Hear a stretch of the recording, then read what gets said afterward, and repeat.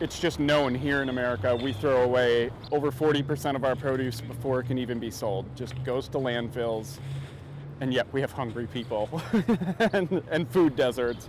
And it's ridiculous. It's just a cultural thing.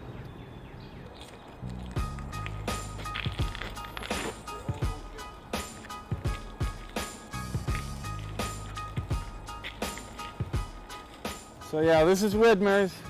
We've been working with them for well over a year. Our main flagship program is we rescue food that would otherwise go to waste, and we make sure and get it to people in need, soup kitchens, food shelves. There's a couple other groups in town that do kind of similar work, but they mainly focus on the bigger grocery stores. We're focusing on the food that slips through the cracks. So smaller businesses, neighborhood groceries, bakers, bagel shops. In the future, we want to work more and more with restaurants. You want it? Yeah, that looks fine. I don't have a ton for you guys today. That's fine. We're confident that easily 90% of the food that we rescue is food that no other organization would rescue, because they don't want to deal with small grocery stores where sometimes, some of them we just got to call every week and find out ahead of time if there's even anything there. Some of them we show up at and it might just be like $50 worth of food, or it might be 500, and it's real inconsistent, and we just got to put in the work.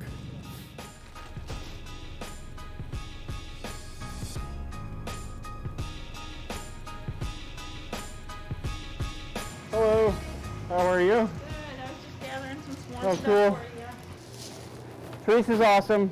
She's basically doubled the amount of food that Cooper's donates. I'm a big supporter.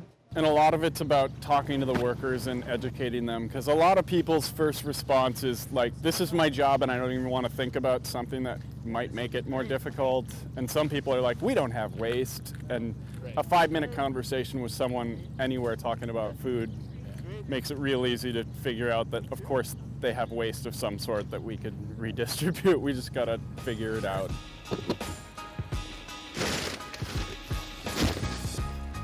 Yeah. Just 2 boxes of all produce. We usually get a couple boxes of produce from here. Sometimes we get a box or so of frozen meats.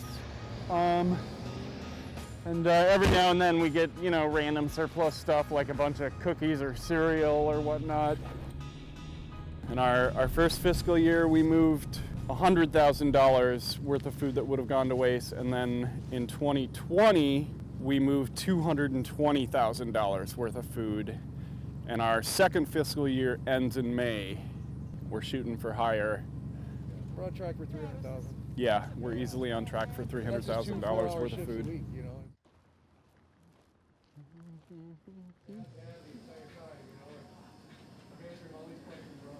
Yeah, and all this stuff's part of it. And this cubby over here's got a bunch of cardboard art in it. And like before COVID, we had some huge plans for our arts-related stuff. We were going to start a local music and arts podcast that we were going to record there. We were going to do programs to help musicians subsidize rehearsal and recording time, and do like Skillshare events and workshops, and like as a 501c3 going to be like the infrastructure supporting it and making it possible and raising money for it.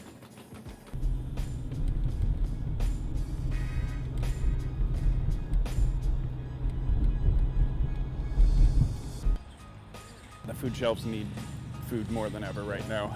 And you never know when a small pickup's going to suddenly become higher volume. Right.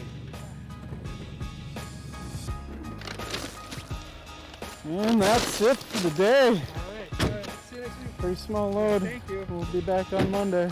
Bye-bye. Enjoy the weather.